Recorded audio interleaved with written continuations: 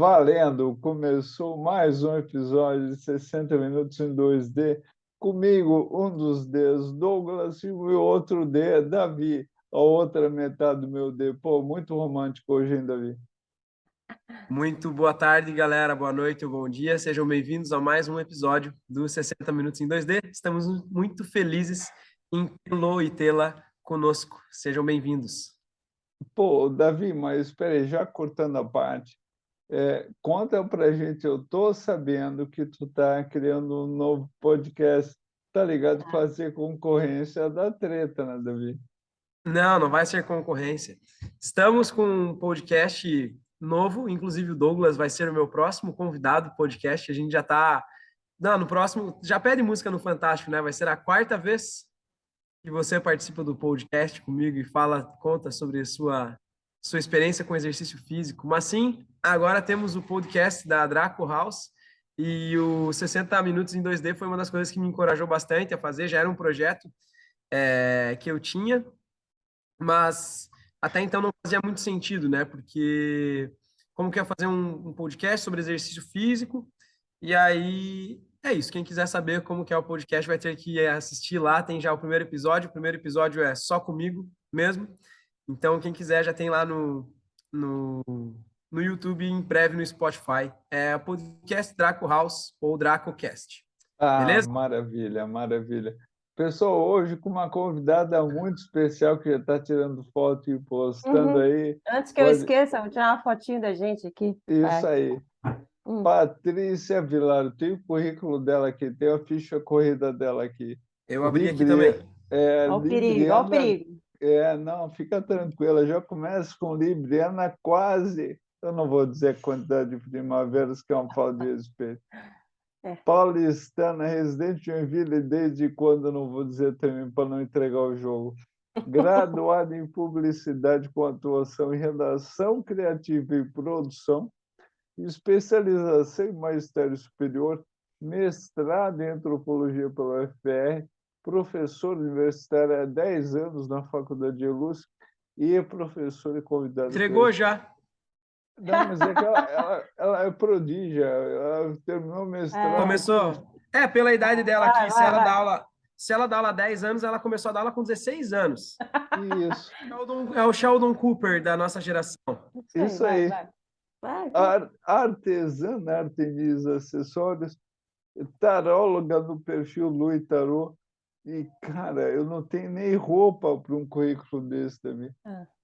Eu ia falar, cara.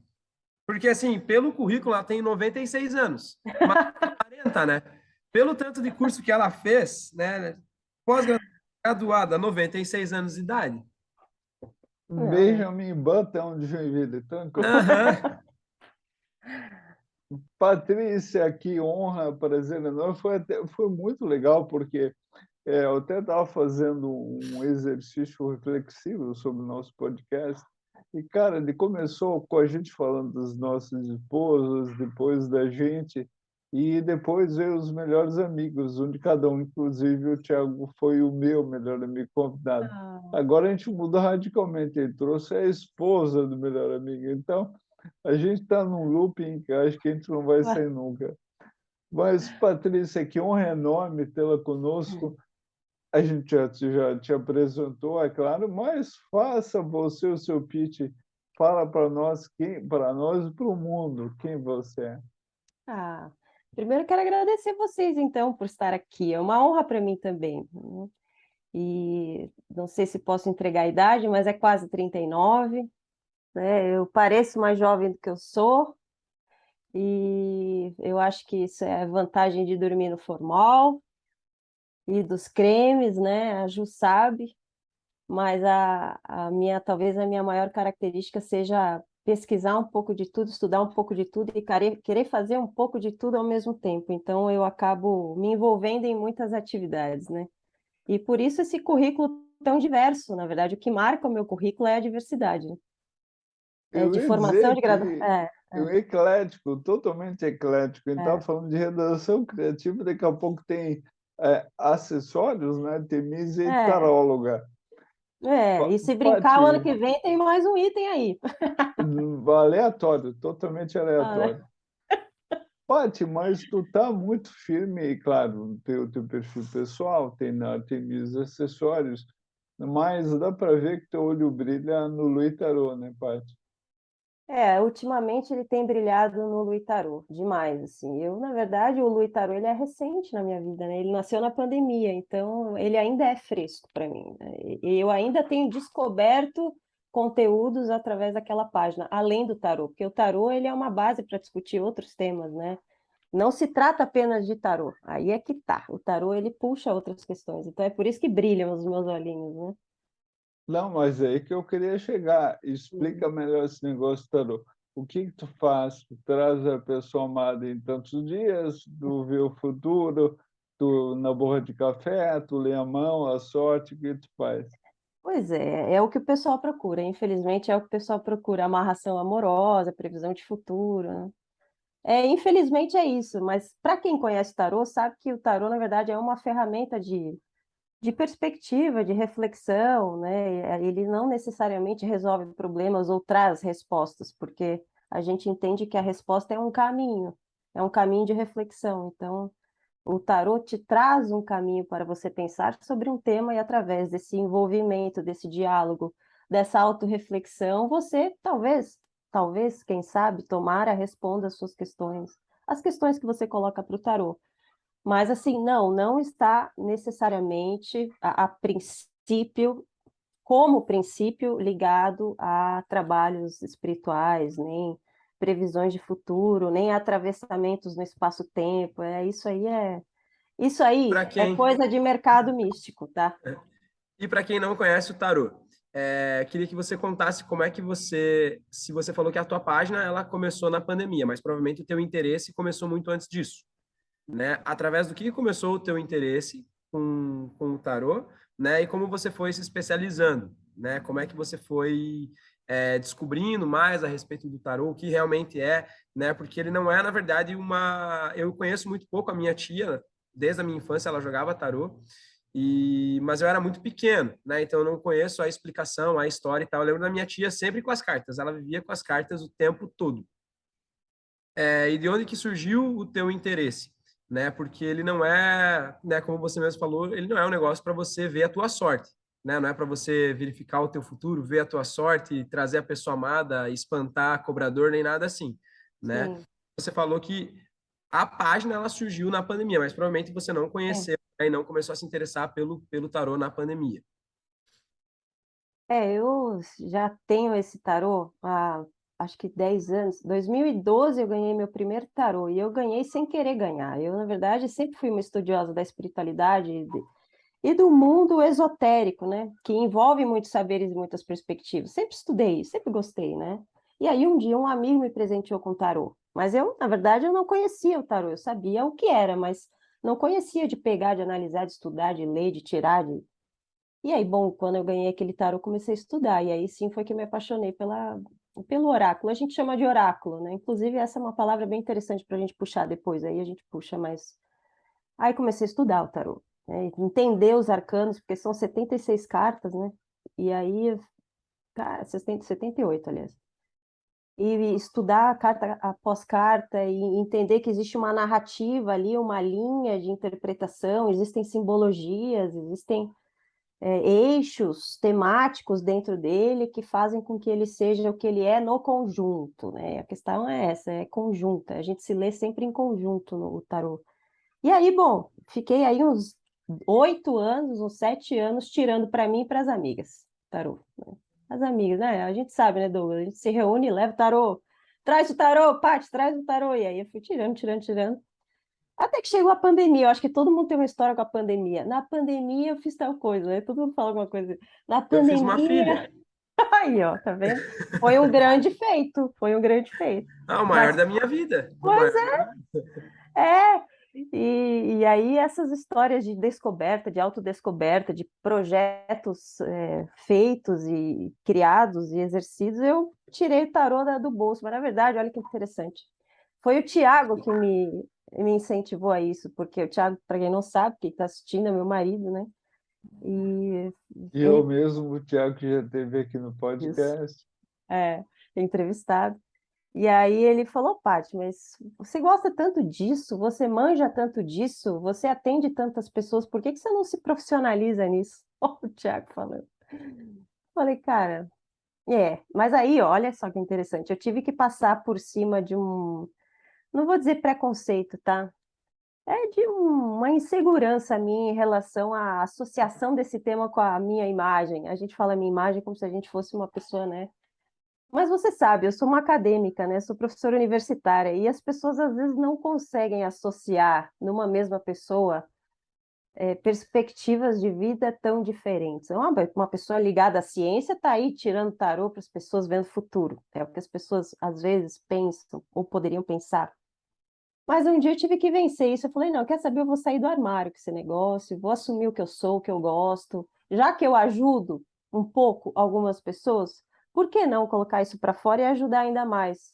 Até porque eu também me ajudo quando eu ajudo os outros, né? Não é só para os outros, é para mim também, talvez principalmente para mim. Essa é uma grande discussão que eu tenho comigo mesma. O tarô, na minha vida, serve muito mais para que eu evolua a partir dos outros do que fazer os outros evoluir, porque eu não tenho esse poder, né? Eu não tenho esse É poder. o que eu acabo vendo, sabe, Paty? Muita gente É, que tem um trabalho espiritual, esotérico, ou até mesmo científico, mas com uma via esotérica, não academicamente seguida, e sim, acaba exercendo esse tipo de atividade, claro, com o objetivo de ajudar um terceiro, mas acaba fazendo muito mais bem para a própria pessoa. E a retribuição que isso causa é muito interessante. sim. Paty, aproveitando, você falou que o tarô, claro, tem uma veia esotérica muito forte, mas não é só esoterismo, é um pouco mais do que isso. O que que Sim. ele é? É ciência, é esoterismo, é misticismo, é macumba, o que que é? Vai, talvez a resposta fique um pouco longa, mas quando eu falei sobre ela vai sempre te levar a buscas pelo divino. Então, por exemplo, a Bíblia, né, é um oráculo, né? A borra do café, como você mencionou, pode ser, por que não, um oráculo. Os búzios, entre outras ferramentas aí de acesso, gosto de dizer acesso, são oráculos, porque o oráculo significa o acesso ao divino.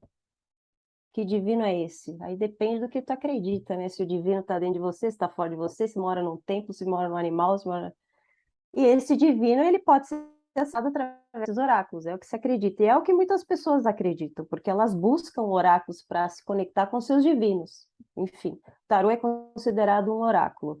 Mas no seu início, ele aparece talvez no Egito, ali no Oriente, como um conjunto de cartas cheios de símbolos e cheios de personagens. Isso depois vai para a era medieval recontextualizado, porque vocês sabem que a Igreja Católica não permitia certos simbolismos, né? Então eles tiveram que remanejar esses conjuntos de cartas para simbologias mais cristãs, mais ocidentais, né? É por isso que, inclusive, nós temos o Papa, né? Como o Hierofante, cartas a Papisa, porque se aproxima da narrativa das personagens que o tarot sempre teve, que são os arquétipos. Tá? A gente está falando de arquétipos. E quando a gente fala de arquétipos, a gente chega na psicanálise, né? E quem estudou muitos arquétipos foi Jung, né? O maravilhoso Carl Jung, que estudou o inconsciente, que estudou os saberes profundos da mente, que talvez não estivessem tão na mente assim, ou então, se não estivesse na mente, onde estariam, né? A memória coletiva, o inconsciente coletivo. Por que que nós temos dentro de nós padrões que se repetem, né? Imagens que se repetem na nossa história. Uma imagem de pai e de mãe, por exemplo. Ele discutia essas coisas. E aí o tarô traz todos esses arquétipos, né? E o Ah, Jung então estudou demais o tarô. tu quer dizer então que aquelas imagens que o psicanalista mostra para a gente sem sentido nenhum pode ter alguma relação com a historicidade taróloga. Pode. Eles trabalham com os métodos deles, e inclusive o tarô é uma ferramenta que pode ser utilizada pela psicanálise para acessos e diálogos do inconsciente. A gente acredita nisso, e eu tenho acreditado cada vez mais que isso acontece. O tarô ele é utilizado como uma forma científica de acesso mental. Científica, é porque assim, tem uma discussão sobre a psicanálise estar dentro da ciência. Essa Eu discussão estou não é partindo da minha. premissa que a psicanálise está inserida, né? Tá, Eu estou partindo das premissas. eu gosto de pensar que ela está também, mas no eixo das ciências da mente ali existe uma controvérsia, uma discussão, porque quem trata sobre inconsciente fica complicado você trazer tudo para a ciência, né? Nem todos os aspectos você consegue quantificar e tal, e analisar, então eu tenho a impressão de que é por isso também que a psicanálise ainda briga nessas... Não sei se briga, tá? Não sei se ela compete para estar lá. Ela é um saber em si só, em si mesma, que tem ali os seus métodos e seus conhecimentos. E aí eu trago sempre a psicanálise, porque eu tenho estudado bastante psicanálise também, porque ela conversa demais com o que o tarô busca, né? Que é, através das simbologias e dos arquétipos, trazer essas narrativas, que são várias, meu Deus, e símbolos, para, enfim, conversar com a questão que está posta na mesa. E é engraçado que você comentou sobre a Igreja Católica, né? Mas eram, vamos dizer, como se fossem fragmentos da Igreja Católica que proibiam, né? Por exemplo, É, os arquétipos, o estudo do tarô. Mas se a gente busca, eu gosto muito da ciência simbólica dos temperamentos.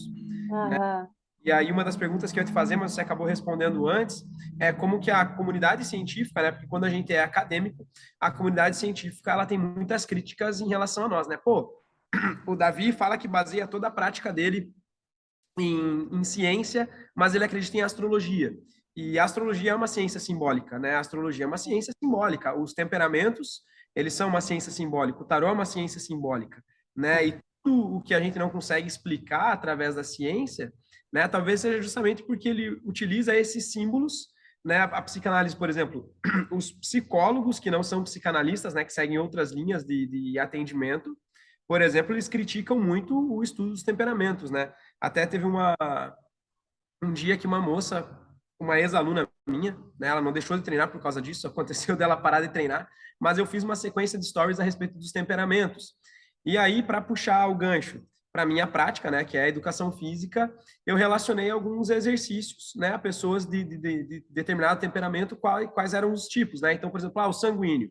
Cara, o sanguíneo tem que procurar algum exercício que seja feito em grupo, que tenha, que seja dinâmico, porque o sanguíneo, né, eu sou sanguíneo predominantemente, ele enjoa muito rápido das coisas e ele interage muito com o meio, né? E aí, ó, se você é sanguíneo, você tem que procurar um exercício em grupo, tal. E eu fui relacionando isso ao melancólico, tem que procurar um personal trainer, por exemplo, o melancólico gosta muito da repetição, da organização, então você tem que procurar um personal trainer. E aí, no fim da sequência, essa moça, meu Deus, Davi, eu te achava tão inteligente. Aí eu falei, putz, obrigado, mas por que me achava? Daí ela falou, cara, a ciência simbólica, a ciência, como que ela falou? A psicologia já descartou os temperamentos faz anos, isso aí é coisa de lá da antigamente. Eu falo, cara, mas aí que tá, né? Tomar água e limpar a bunda também é coisa de antigamente que a gente continua fazendo até hoje. Né? Alguém um dia teve que descobrir que, pô, eu preciso tomar água para me hidratar, eu preciso estancar uma ferida para parar de sangrar, né? sim. Todas essas ciências simbólicas, elas são muito bacanas, e, por exemplo, os temperamentos. Existem padres, né, que falam muito sobre os temperamentos. Existem padres que são tarólogos também, né? Existem padres Uhum, que estudam muito astrologia. sim. Porque se você estuda realmente, né, que a astrologia não é o meu signo é peixes e por causa disso eu sou esquecido, né? Não tem absolutamente nada a ver com isso. É muito mais complexo, Não? amplo do que isso. Pô, Eu É. queria que fosse também, mas não é. Então, existe, né? E geralmente as pessoas que falam, meu Deus, lá vem ela com o baralho de tarô, vai querer ver minha sorte, né? E as pessoas, elas vivem à margem disso, né? Elas acham que os temperamentos, eles explicam tudo aquilo que a pessoa tem de ruim. A pessoa começa a usar, né, o temperamento para justificar todas as falhas que ela tem. Ah, desculpa, eu não estava prestando atenção no que você falou porque eu sou sanguíneo. Não, não tem nada a ver, você é mal educado, são coisas completamente diferentes, né? Sim. Como foi que você lidou com isso, né? Depois de ter falado tudo, mas como é que você lidou? Não houve esse preconceito, né, entre os outros professores, entre as pessoas, né, que convivem com você e seguem essa linha mais acadêmica mesmo, essa linha mais retinha. Ah, a ciência diz isso, eu vou fazer o que a ciência diz, né? E não tem nenhum artigo científico dizendo que tarô funciona e que tarô é assim, então você vai ser descartada pela comunidade. Não, eu levei 7 anos para sair do armário. Eu tive 7 anos para pensar nisso. Na hora que eu saí do armário, eu falei, não, agora eu vou. E quem vier vai ter que me aceitar do jeito que eu sou. E outra, a pessoa que está interessada em saber o que você faz, ela não fecha a porta na tua cara, ela te escuta. Sim. Então, esse preconceito de negar, de zoar, de falar, é das pessoas que estão com a mente e com a porta fechadas. Porque a pessoa que quer saber o que você faz, ela vai perguntar, como é que é? Poxa, que legal. Ah, então é isso, eu achava que era outra coisa. Essa é a pessoa que está querendo entender você, né? Que está querendo desfazer as ideias que ela tem prontas, né? Então, essas pessoas que me acompanham lá no tarô, que eu converso sobre tarô mais por lá, no meu outro perfil. Inclusive, esse é um tópico interessante, porque eu resolvi tirar do meu perfil pessoal justamente para evitar esse tipo de coisa, né? De gente desinteressada que está enchendo o feed de comentários desnecessários, quando eu posso ter 100, que seja 100 pessoas que estão comigo de Estão verdade. engajadas. É. E aí, bom, agora eu entendi que, além de criar conteúdo sobre tarô e tudo mais, eu também tenho que educar as pessoas sobre o tarô. Inclusive, eu sou a pessoa que levanta demais a bandeira da terapia psicológica, né? Poxa, façam terapia, não venham buscar no tarô um problema tão profundo, um problema de, sei lá, que se é problema de personalidade, transtorno que você tenha, problemas com o passado, porque o tarô não serve para isso.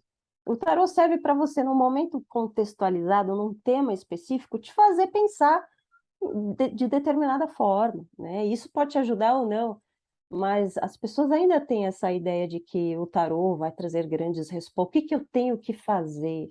Ele pode até te dar algum conselho, mas, pô, se você está esperando que as cartas te deem a super solução para você saber o que você vai fazer amanhã, é que você está muito mal, né? Porque daí você Tarô, vai lá. Vai, fala. ele tem alguma relação com a astrologia horária? Que a astrologia horária é mais ou menos isso, né? Ele vai te dar um norte, né? Você faz uma pergunta muito específica, né? Em relação a algo que você queira saber, e a astrologia horária vai te dar um conselho, digamos assim. É, Ou é mais ou menos como se fosse isso. ou como a numerologia trabalha, ou como os búzios trabalham, ou como qualquer outra perspectiva esotérica poderia trabalhar, né? Você tem uma questão que é uma questão prática, e a resposta é sempre simbólica. A questão não é prática. Pô, eu tenho que comprar um carro, o que que eu faço? Ele não vai dizer é um Onix tal branco que está na loja tal. Ele não vai falar isso. Ele vai te dizer, olha, poupe o seu dinheiro. Olha, espere mais um pouco. Olha, dê preferência para algo que você pode pagar e não por algo que você gosta, mas talvez você tenha dificuldade em lidar depois. Esse é o tipo de resposta que um oráculo te dá. Não, E às até vezes é porque suficiente para algumas pessoas, né? até porque as cartas são as mesmas para mim, para você e para o Davi. É o Isso. contexto que vai determinar, né, Paty? E esse contexto é o tal do diálogo mental inconsciente que você vai gerar, né? Se você não está disposto a gerar isso, você não vai conseguir conversar com as cartas e elas vão ser insuficientes para você, né? Então, esse tipo de educação, né, a gente tem que educar as pessoas para entender isso. É a minha resposta para a pergunta do Davi, assim, as pessoas, elas têm preconceito porque elas não entendem, porque quando elas passam a entender, elas, tá, então, peraí, não é bem isso que eu achava, né, peraí, talvez seja legal, eu vou lá acessar a página dela para ver o que está rolando. Aí tu entra na página, a gente está falando sobre intuição, sobre chakra, sobre energia, sobre vibração, sobre corpo, sobre saúde, sobre mente, sobre... Ah, mas o tarô, então, ele é um atravessador, né, de temas, né? Aí as pessoas começam a entender que, putz, é possível. É possível pensar sobre o tarô, né? E, bom, eu trabalho com arte na faculdade, né, gente? Eu trabalho com semiótica na faculdade, eu trabalho com história da arte, eu trabalho com simbologia, eu trabalho com narrativa. Eu trouxe todos esses saberes para a minha prática docente também, e em aula, inclusive. Então, Paty, eu ia te perguntar esse link que você faz com o tarô, a Artemisia, que são pedras, e as pedras também têm um misticismo muito forte envolvido, e a tua atividade acadêmica, porque, pô, você tem especialização em antropologia e trabalha com comunicação. Então, é tudo muito de humanas. Muita. Na verdade, a Artemisia nem é de pedras, ela até começou assim, mas eu trabalho com pingentes, né? São pingentes personalizados. Ali, o que aconteceu ali foi que eu comecei a fazer umas bijus para mim, sempre assim, sempre para mim e depois para os outros. E aí isso já faz 10 anos, gente, pelo amor de Deus, tá? A Artemisia tem 10 anos. 10 anos eu crio bijus e tal, tal, tal, até que eu comecei a criar uns pingentes com foto toda a vida. Depois tu olha lá, faz um pingente com a foto da tua mina e da tua menininha. Pode deixar. Depois, são pingentes com fotos, né? São pingentes personalizados com fotos. E eu já trabalho com isso já há pelo menos uns 6 anos, 7 anos, assim. Mas nasceu como hobby, então eu coloco nas gavetas da vida, assim, tá aqui o meu hobby, só que eu fiz gerar renda com o meu hobby, daí eu fecho. Aí tem a docência, que ela está no princípio ali, porque é a atividade que mais toma tempo hoje para mim. Continuo sendo redatora, porque sou publicitária, então geralmente faço textos para clientes, então isso não é prioridade na minha vida, mas está na minha carteira de atividades profissionais.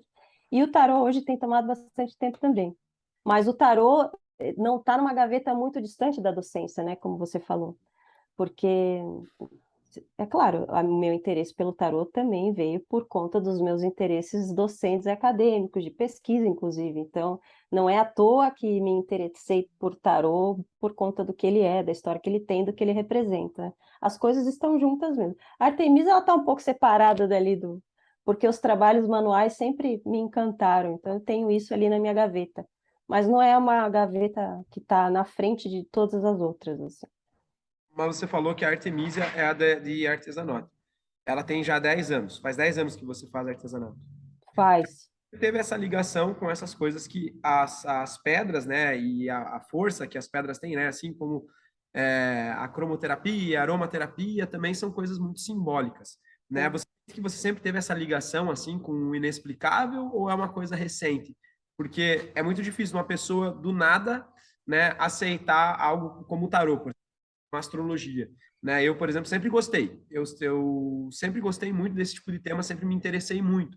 Então, são coisas que, como você falou, são gavetinhas, mas eu sempre tive uma gaveta enorme dos interesses que eu tenho em relação àquilo que é muito difícil de explicar. Eu falo, Sim. cara, é difícil explicar a astrologia, né? Ah, mas por que você acredita? Eu falo, cara, porque quando você começa a estudar, quando você começa a ir mais ao fundo daquilo, que é a astrologia de verdade, né? Que o tarô, enfim, você começa a perceber que as coisas fazem sentido, mesmo que você não consiga explicar, né? Você vai lá, você vê, tá, qual é o seu signo, qual é o seu ascendente, onde que está seu Vênus, onde está seu Marte, e você começa a analisar a pessoa e fala, cara, mas não tem como alguém não acreditar nisso, de verdade, eu não sei se eu... Você é o manjador da astrologia. Vamos conversar depois. Eu gosto bastante. E aí, Aí, ó. eu falo, cara, como que a pessoa não acredita? Porque as pessoas falam, porque eu não acredito nisso. Aí eu falo, tá, mas o que você já estudou sobre astrologia? Agora você vai me falar que porque o cara é de touro, faz isso, que o cara é de... Eu falo, não, mas astrologia não é isso, né, cara? Você ouviu no rádio a previsão ali astrológica e você acha que isso é astrologia, né? Algo que é super complexo, né? Tem manuais de astrologia que são antiquíssimos, né? Tem livros grandes e que são, inclusive, livros escritos por sacerdotes da igreja, né? Que falam sobre astrologia. E Então, é um saber que cruza com a astronomia. exatamente, totalmente. E aí você sente que você sempre teve essa ligação, assim, não é algo novo. Espiritualidade sempre foi um tema para mim, tá? Essa é a questão. Eu sempre estudei sobre isso. Eu, desde criança, na verdade, assim, ó, quando eu nasci, não fui nem batizada, tá? Eu sou pagã até hoje. Com muito orgulho. Como assim tu casou com meu amigo sem ser batizado? Eu não casei na igreja católica, A né? tia Então, Rosa sabe disso? sabe. Então, Caramba. eu não tinha religião quando eu nasci. Meus pais, eles tiveram a religião deles quando eles nasceram, mas principalmente a minha mãe não tinha um viés religioso. Então, eu meio que, quando eu nasci, eles meio que deixaram solta, o que foi ótimo, porque no final das contas eu não tive, a princípio, no início de tudo, uma obrigação de seguir alguma coisa, né? Ou de ir em tal lugar, ou de fazer algum curso de formação religiosa, tal. E então comecei a estudar mesmo, tudo que vinha, eu estudei. Fiz parte de igreja evangélica também, estudei sobre cristianismo, pratiquei cristianismo. Eu acho que a gente está tão enraizado no cristianismo que até hoje eu me pego, às vezes, pensando num Deus monoteísta, assim, porque a gente tem isso na nossa cultura, né? Num criador único de tudo e de todos, só que a gente não sabe se é assim, mas isso é nosso, né? Da nossa cultura cristã e tal, mas eu não sou necessariamente católica, nem protestante, nem luterana, nem budista, nem espírita e nem xamânica, e nem Wicca, e nem eu estudo um pouco de tudo, né? Até coloquei ali na minha descrição. Eu gosto da espiritualidade livre porque eu acredito que existem fragmentos de saber, não vou nem dizer da verdade, tá? Porque aí se você diz que existe uma verdade, você também está fechando portas, né? Fragmentos de saber, de descoberta em vários campos, em várias perspectivas, em várias religiões. E como eu gosto muito de estudar, isso me faz crescer demais nesse aspecto, né? No aspecto espiritual, e busco mesmo. E se tiver que praticar, eu pratico. Às vezes vou, às vezes frequento, às vezes, né? E me envolvo mais afetivamente com alguma perspectiva mesmo, como é o xamanismo, que tem sido muito mais forte para mim nos últimos anos, apesar que a gente teve uma pandemia aí, fiquei meio fora, né? Mas é isso, não tenho, mas sempre gostei, então por causa disso ganhei o tarô, meus amigos me conhecem, então eles sabem, quer me agradar, me dá pedra, me dá tarô, me dá livro de ervas, me dá... Porque eu gosto, o pessoal sabe que eu gosto, então tá fácil. É a dica, galera que tá chegando no aniversário, pior E que tá você mesmo. sente, você nunca sentiu a necessidade de algo que você se identificasse mais em relação a tudo isso, assim?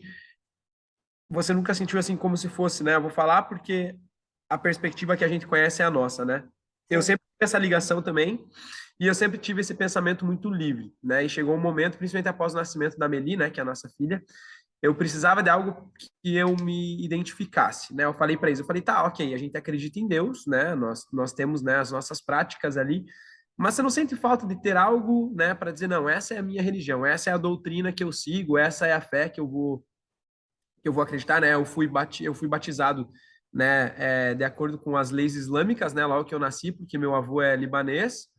E aí eu fui batizado dessa forma, mas eu optei, né, agora depois de adulto, foi esse ano, eu batizei a minha filha, eu e minha esposa, nós não éramos batizados na igreja católica, nós nos batizamos, né, todos juntos, né? legal. Sentiu essa necessidade. Não, eu preciso de algo para me identificar, né? Eu não fecho as portas para as outras coisas, mas eu preciso encontrar algo que eu diga, não, essa é a minha religião, essa é a fé que eu gostaria de seguir, é o ambiente que eu quero frequentar, né? Porque todas essas têm um templo, né? Inclusive o xamanismo, né? Eles existe um templo que vai ser algum lugar na natureza que você procure para você fazer as suas práticas, né? Eu conheço o xamanismo da galera que cheira rapé, só não conheço a fundo.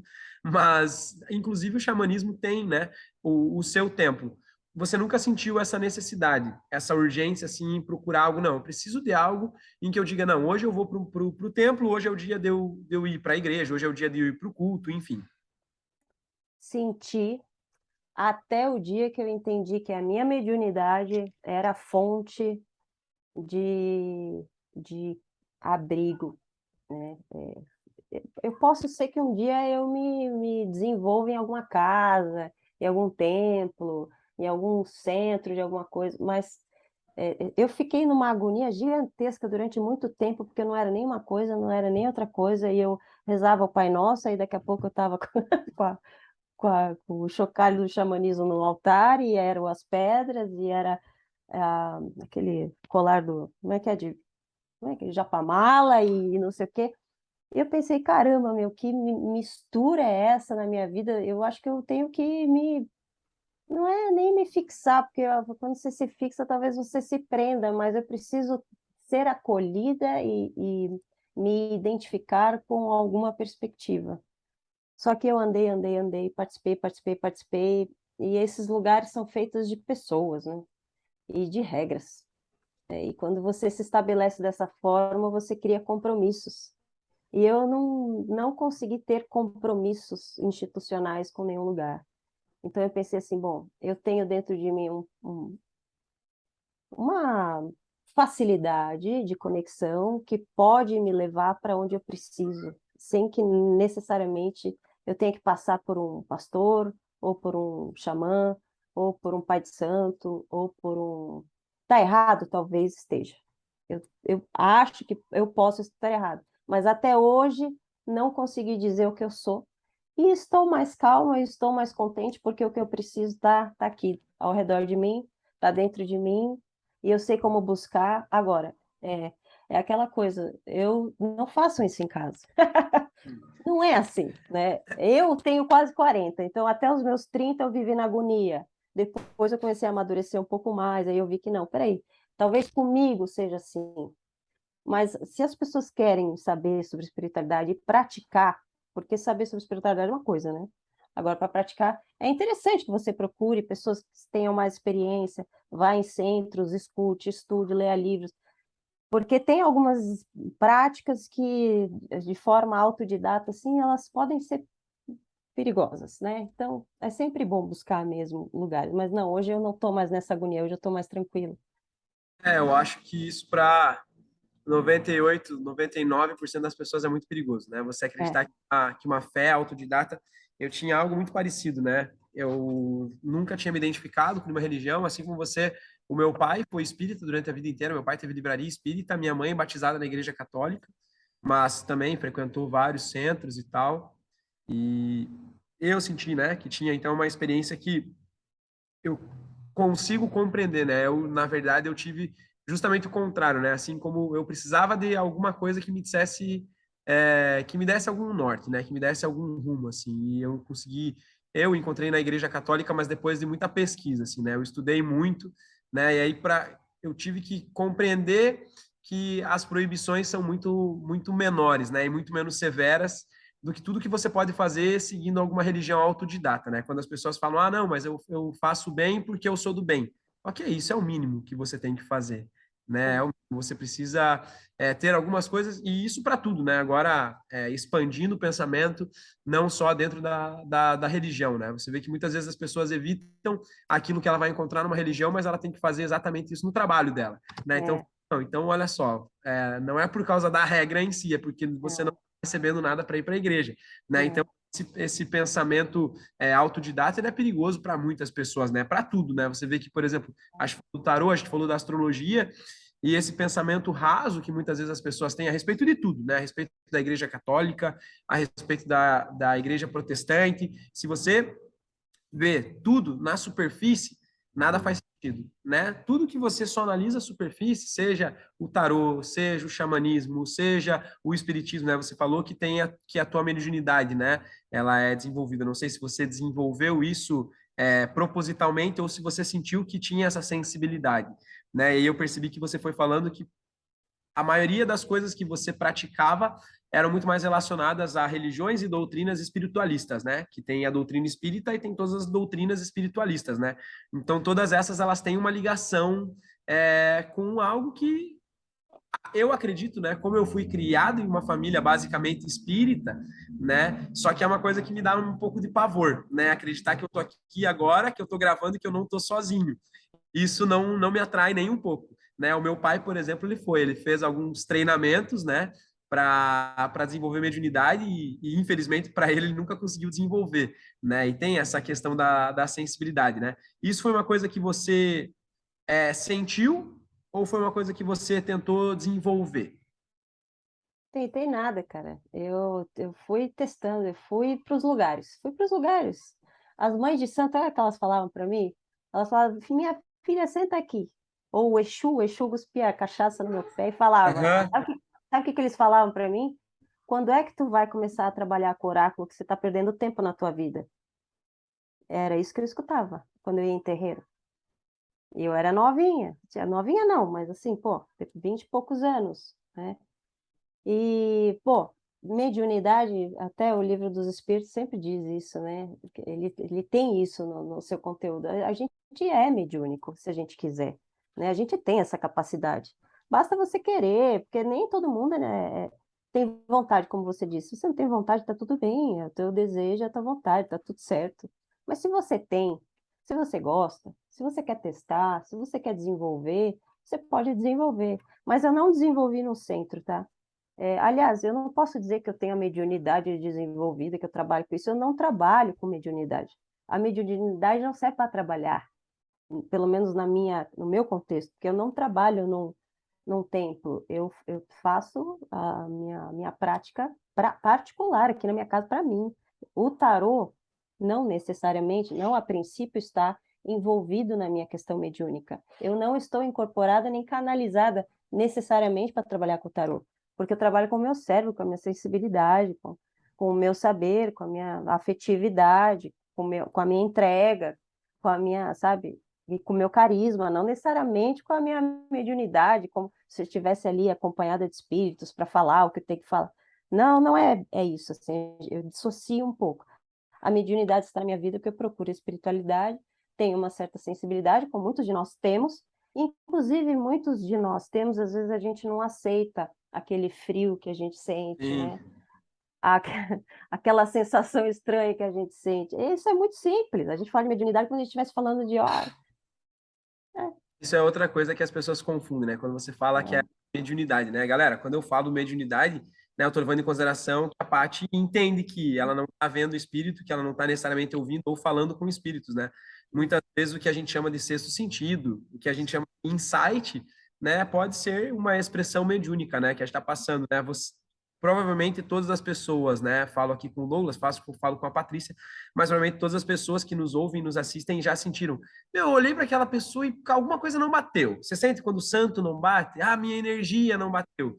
Tudo isso pode ser uma expressão da tua mediunidade, né? Ou pessoas que você não conhece, que você não conhecia e que você se dá muito bem em um período muito curto de tempo, né? Nossa, eu não conhecia aquela pessoa, nossa, mas parece que a gente se conhece há tanto tempo. Será que você realmente não conhece e você só não quer assumir, né? Que existe, né? Que eu sou meio que um católico mediúnico. meio falsão, assim, né? Porque eu continuo acreditando, né? Eu não acredito que as coisas começam aqui, eu acredito muito menos que as coisas terminam aqui, né? Eu acho que seria uma decepção muito grande, né? Você viver aí seus 70, 80, 90 anos e tudo isso acabar e simplesmente, beleza, teve um fim nisso, né? Então, realmente acredito, eu não sei explicar, não faço a menor ideia. E também é uma coisa que eu perdi a preocupação, sabe? Quando eu falava, pô, que eu ia ao centro espírita e várias vezes as pessoas perguntavam, ah, mas e aí, como é que é? Eu me preocupava muito. Meu pai tinha uma livraria espírita, né? Então eu lia algumas coisas e eu sempre tive essa preocupação muito grande em querer explicar para as pessoas. E aí, quando eu aprendi a mandar se fuder, foi libertador. Porque eu falo, cara, vai se fuder, cara, não quer saber, não quer acreditar, você não acredita e pronto, É, é, sabe? E eu tinha uma preocupação muito grande. E hoje é uma coisa que eu fico muito tranquilo. Eu falo, cara, eu não acredito que eu vou morrer e que as coisas vão acabar assim como são, né? Que, beleza, simplesmente morri e que, ou que eu nasci e não vim de lugar nenhum, né? Eu fico, assim, eu fico olhando às vezes a minha filha e tem coisas que parece que ela tá fazendo o que ela já sabia fazer, sabe? Eu não ensinei ela a fazer aquilo, ou coisinhas assim que ela tira, e ela tem 1 ano e 7 meses, né? Então não é possível, né, que não exista alguma coisa por trás disso, que não exista algo além da ciência aqui, né? Então, eu acho muito legal, assim, trazer esse assunto e deixar muito claro, né, galera? Quando você fala de é, oportunidade, a gente não está falando, né, em ter um relacionamento amigável, né, de ser amigo dos espíritos, mas é de você assumir que todos nós, né, independente se você acredita ou não, todos nós temos uma sensibilidade, né, e cabe a nós desenvolver, né, ou não essa sensibilidade e o que a gente vai fazer com ela, né? O nesse- engraçado é o estereótipo mediúnico, né? Que a gente, pô, o cara é médium, então o cara conversa com o espírito. Cara, mas qual é a diferença de você desenvolver uma mediunidade que não necessariamente você conversa, vê ou sente o espírito, mas por uma mediunidade que você tem, como o Davi falou, um insight. O Davi falou uma coisa que me chamou a atenção. Me dá pavor saber que eu estou aqui, eu estou sozinho. é, Mas é muito comum outras religiões, especialmente as cristãs, dizerem que Jesus está conosco, Deus está no nosso coração, que nós temos os nossos anjos da guarda, que nada mais são que espíritos, em maior ou menor evolução, mas são espíritos. Então é o estereótipo que é incrustado na nossa mente, e muito por conta da ignorância.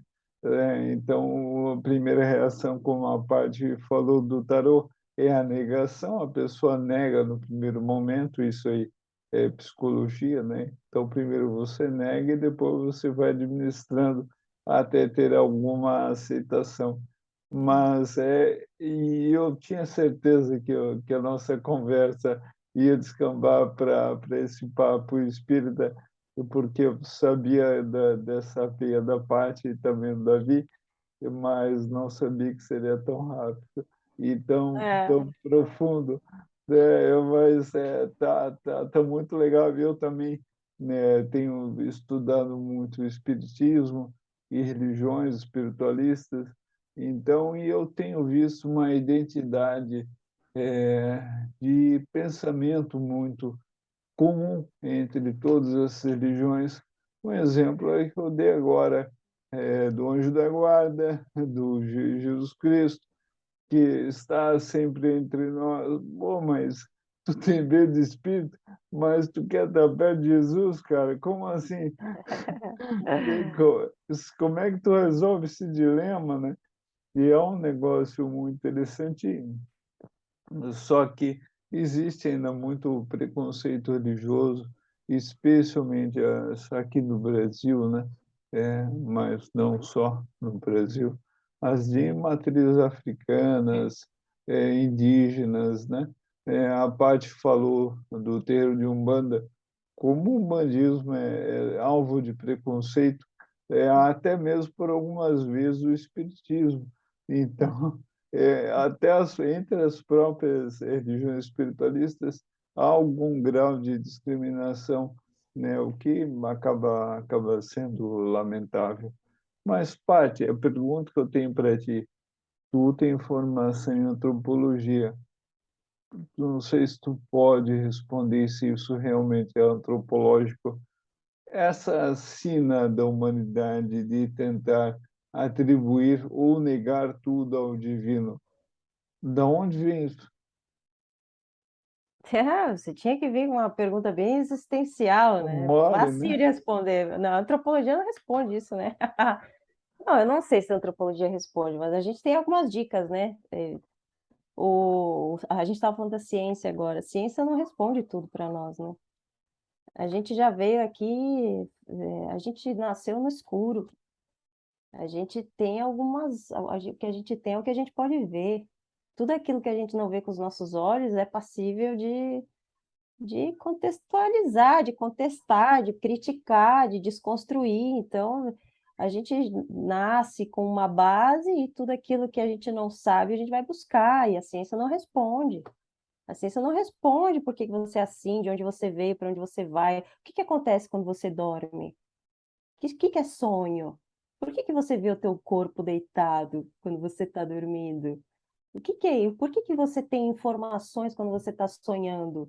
A ciência não dá conta de responder. E acho que por conta disso a humanidade vai buscar em outros saberes, inclusive nos divinos da vida, nos vários tipos de divino que a gente tem na nossa humanidade. Eu tenho a impressão de que é por isso. Se essa não é a resposta, é uma das. E o curioso é que as respostas sempre vêm em escrituras primitivas, né? Poxa, a gente vai buscar no xamã, a gente vai buscar no Espiritismo, começou lá com Kardec, ou a gente vai buscar em Jesus Cristo, na Bíblia Sagrada, vai buscar na Torá, enfim, vai buscar em escrituras não muito novas, né? O que significa dizer, bem, ou a gente cria um dilema, né? Ou a gente não acredita em nada que é novo, ou realmente nada que é novo responde às dúvidas antigas da humanidade. E eu acho que é essa busca que faz muitos de nós evoluírem. Você entende? Sim, É nesse tipo de busca, é nessa busca, e cada um com seus temas e tal, que a gente evolui, porque a gente tem que lidar com a dúvida, a gente tem que lidar com a não informação, com as nossas escuridões, com aquilo que a gente não responde, com aquilo que a nossa mãe não explicou, né? Que não está na Isso. nossa árvore genealógica, porque a gente quer tudo pronto e claro, mas E é uma das coisas mais difíceis, né, para a gente lidar, porque principalmente quando a gente vai para essa área mais acadêmica, né, quando a gente começa a buscar a ciência para tudo, tem, né, essa necessidade de explicar as coisas. E cara, para muita coisa é só um sofrimento você ficar pensando nisso, né? Por exemplo, quando a gente pensa no nascimento, por que que eu fui nascer logo filho do meu pai, né? Ou quando a gente pensa na morte, mas por que que essa pessoa teve que morrer? Por que que essa pessoa teve que nascer assim? Por que que E são coisas que realmente, como você falou, né, tem coisas muito simples que a gente simplesmente não consegue explicar, né? Quantos e quantos e quantas pessoas, né? A minha mãe é psicóloga, ela gosta muito desse tema de análise dos sonhos.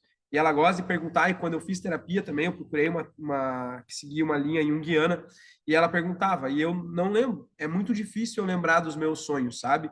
E uma das tarefas que a minha terapeuta me trazia era que eu levasse anotações dos meus sonhos. Eu falava, Laira, eu nunca lembro o que eu sonho. E é verdade, não é porque Sim. eu tenho medo de falar que eu sonhei com isso e ser alguma coisa grave, sabe? Nunca foi. Nunca foi, porque isso nunca fez muito sentido para mim. A minha esposa, por exemplo, ela lembra de tudo, cara. Ela tem sonhos assim que são vívidos. E ela fala, pô, eu sonhei com fulano. Ela começa, aí a gente tá tomando café da manhã e eu começo, ih, lá vem, cara. Aí no café da manhã, pô, mas eu sonhei com fulano e ele tava numa fazenda, aí veio fulano atrás com um cavalo, aí daqui a pouco tinha um em cima de um porco, e é umas coisas assim, sabe? Eu falo, cara, Ah, o que que eu tava fazendo que eu nunca lembro que eu sonho? É muito difícil. E quando eu lembro assim, são tipo flashes, sabe?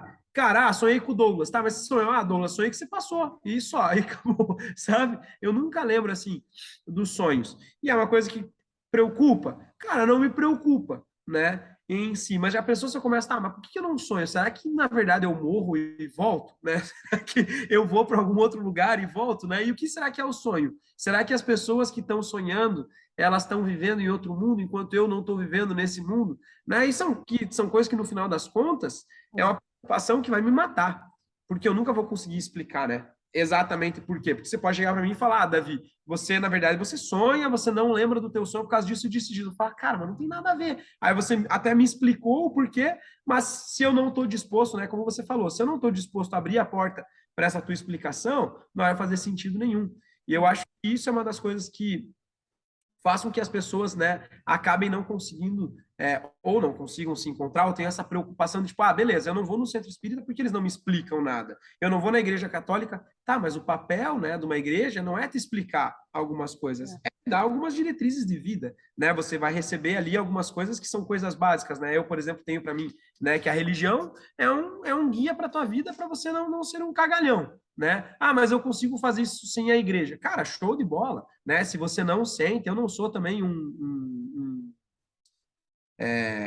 batista aí que vai sair, né, mudando a religião de todo mundo, né? Eu senti essa necessidade, mas acho que a religião, acima de tudo, independente de qual seja, é um guia, né? Você vê que as pessoas, né? Eu tenho um colega, o cara era vocalista e baterista de banda, e o cara virou, ele tá indo nessas religiões mais de xamanismo, assim, sabe? Cara, e ele melhorou, ele era dependente químico, assim, de tipo drogas horríveis. E hoje em dia ele não faz mais isso, né? Ele participa dos rituais lá e tudo mais, e não faz. Então, para ele evidentemente fez muito bem, né? E nós temos na religião, e eu acho que é uma das coisas que as pessoas não conseguem muitas vezes entender, né? Que a religião, ela não é uma estrada única e de uma via única, né? A religião, ela te apresenta alguns caminhos, né? E cabe a você, né? Não, isso eu acredito, isso eu não acredito tanto assim, isso eu faço, isso eu não faço tanto assim, né? E no final das contas, independente da religião que você acredita, uma hora ou outra vai ter algum acerto de contas, né? Eu acredito nisso. Alguma hora ou outra a gente vai chegar em algum lugar em que a gente vai ter que dar alguma explicação sobre o que a gente fez aqui, né? Ou Então, não... não, né? Oh? Ou não.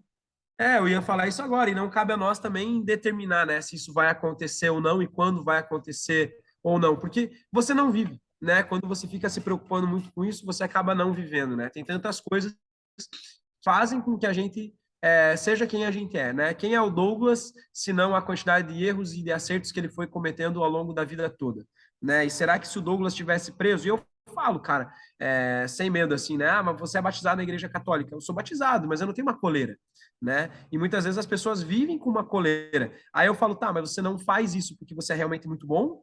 Ou você não faz isso porque você tem medo do diabo, por exemplo? Você tem exatamente. não, né? Quando a gente fala, por exemplo, né, um dos mandamentos é você não trair, é você não matar. Eu falo, tá, mas você não mata porque você é bom? Você não trai porque você é fiel? Ou você não trai, né, o ato em si? Porque eu acredito que a traição começa assim que você começa a arquitetar tudo que você quer fazer na tua cabeça. Você pode nem chegar perto da pessoa, mas quando você monta toda uma história, quando você começa a pensar e você vê tudo aquilo acontecendo, né, de certa forma você está traindo a confiança da pessoa. E existem outras formas de traição, né? Eu falo quando a gente fala de traição, a gente pensa logo, né, um homem e uma mulher traindo o marido e a mulher um com o outro. Mas, pô, existem, você pode trair um amigo, né, e você não está traindo esse teu amigo porque você realmente é um bom amigo, ou você não está traindo esse amigo porque você tem medo das consequências que você nem sabe se vão existir, né? Ah, eu não vou trair porque eu vou para o inferno. Cara, se você está pensando dessa forma, você já traiu, você já deixou de ser um bom marido, uma boa esposa ou um bom amigo, né? Então, essas coisas assim, né, que algumas religiões, pessoas, na verdade, não vou colocar na conta da religião, né? Mas algumas pessoas, elas não têm uma religião, elas têm uma coleira, né? Elas têm uma coleira daquelas que os cachorros grandes usam que dá choquinho. Mas tem uma Cara, palavra muito legal. Desculpa, Doug. Pode falar. não, Depois não, eu ia falar, mas é que as religiões elas exercem um papel social muito importante. Elas são um Sim. freio de comportamentos de fato, porque independente se essas pessoas deixam de fazer isso ou aquilo com medo do diabo ou, enfim, por qualquer outro motivo, o importante é que as religiões acabam moldando comportamentos socialmente aceitos, né? E se não fosse isso, seria um pandemônio. Eu acho que Marx, que é que eu falava muito sobre isso, falava que a religião é o ópio do povo, né? Mas não no sentido totalmente pejorativo, vicia as pessoas, mas também molda comportamentos sociais aceitos. E é dessa forma que eu vejo. Não, eu ia falar sobre a palavra, não é uma palavra, é uma ideia, um conceito que é consciência, né? Consciência muda tudo, porque assim, o que que é consciência? É você estar ali, sabendo que você está ali. É simples, mas assim, ó, como as religiões não estão articuladas, talvez não estejam interessadas em desenvolver as nossas consciências. A gente muitas vezes, eu não vou generalizar, porque eu sei que tem várias e várias, mas a gente senta para escutar uma missa, um culto, ou até às vezes uma palestra espírita, não interessa.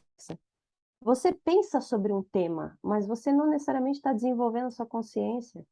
E é a sua consciência que vai fazer com que você haja de acordo com o bem ou o mal, ou o certo ou o errado, ou não necessariamente a regra.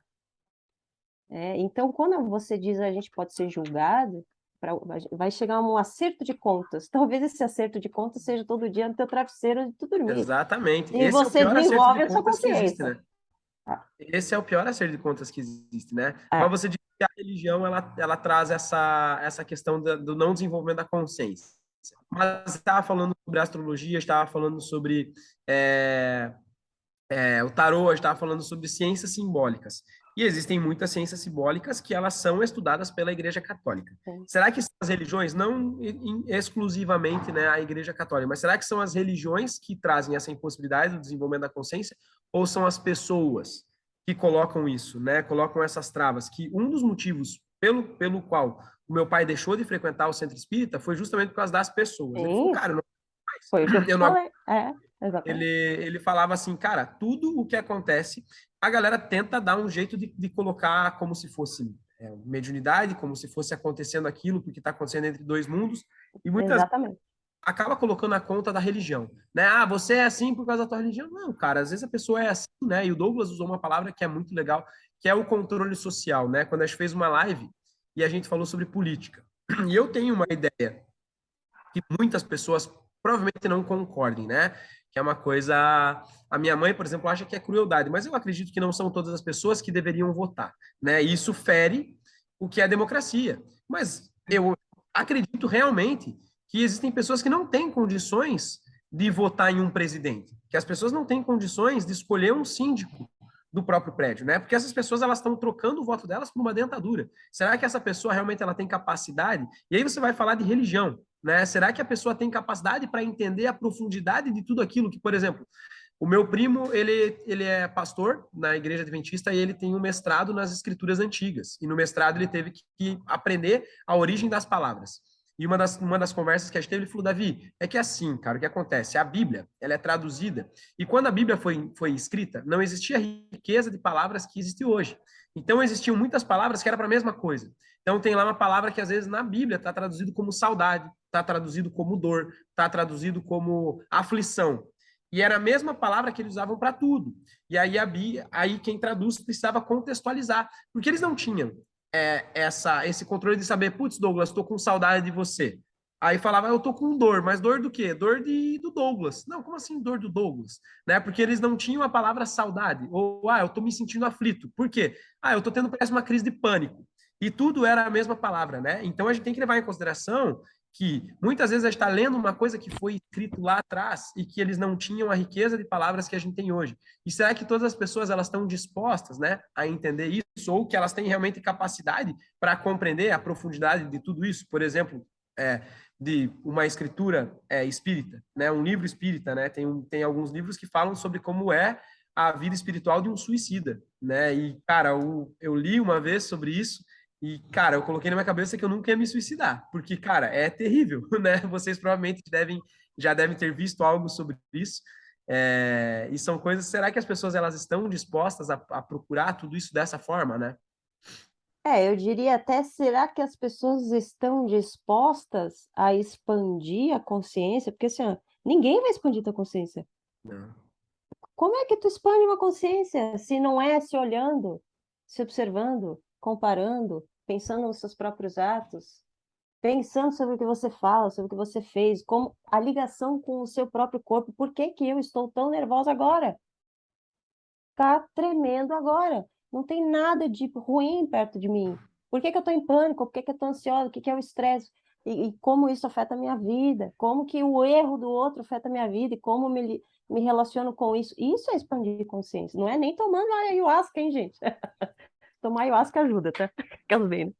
Não, mas a expansão da consciência. Você pode estar no maior templo do mundo, com o maior xamã, pastor, bispo do universo.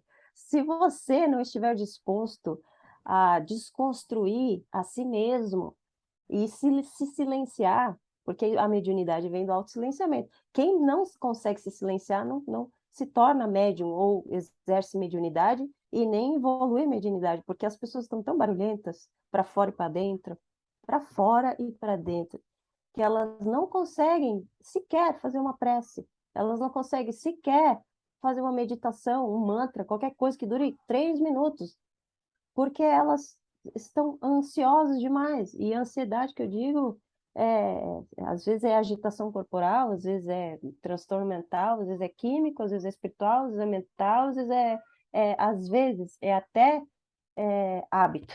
As pessoas às vezes estão habituadas a estar ansiosas e elas não precisam daquele estado. Então tá tudo envolvido, né? Todos os nossos papos aqui estão envolvidos numa coisa só. Tem a ver com controle, tem a ver com consciência, tem a ver com avanço, com evolução. Também tem a ver com se sentir acolhido em algum lugar. Por que que você não consegue? Ou por que você consegue? Porque é uma dinâmica muito interna e que também extrapola para o externo, para as pessoas, mas é muito profundo isso, assim. Então a consciência ela atravessa todos esses temas, Eu né? só acho que se tinha alguém que não fazia terapia, depois que eu vi esse podcast, vai procurar. Façam terapia, todo mundo merece fazer terapia. É. Aqui estão três que já fizeram ou fazem terapia, né? Então é muito importante. E pessoal, aproveitando o papo, tá ótimo, mas o tempo é nosso inimigo.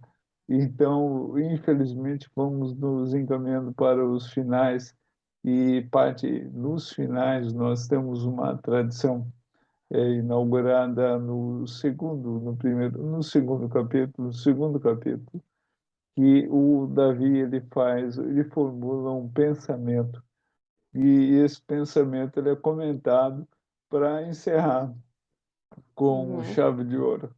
Então, com a voz, Davi, qual é o pensamento do dia, Davi? Geralmente eu gosto de fazer com que as pessoas pensem, né, logo depois do nosso episódio. Então, vocês perceberam que a Paty, ela tem uma amplitude muito grande de crenças, uma amplitude muito grande de temas de domínio, né? E eu gostaria que a Paty, que ela trouxesse alguma sugestão ou algum conselho sobre como todas essas coisas que ela acredita constroem dentro dela aquilo que ela é.